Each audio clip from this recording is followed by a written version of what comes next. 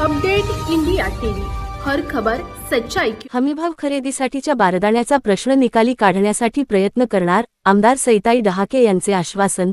Rudraveer agro producer कंपनीला भेट।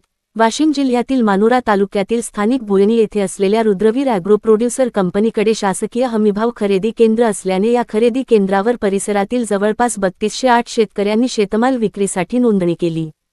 त्यामधील 1378 शेतकऱ्यांची शेतमालाची मोजणी या ठिकाणी पूर्ण झाली असून 1830 शेतकऱ्यांच्या शेतमालाची मोजणी ही बारदानाअभावी रखडली आहे।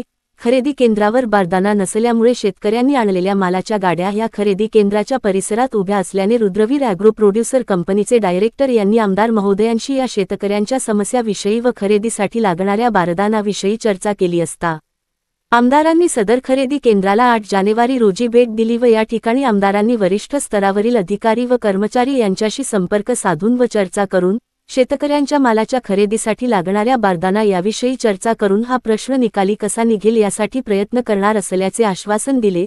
सदर भेटीदरम्यान त्यांच्या सत्काराचा छोटेखानी कार्यक्रम सुद्धा घेण्यात आला।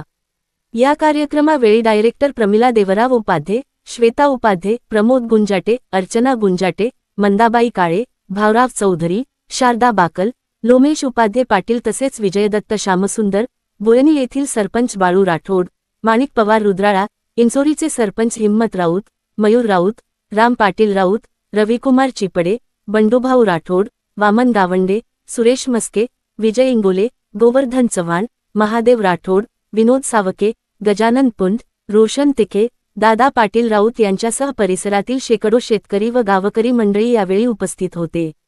वाशिम जिल्हा प्रतिनिधी विजय खंडार।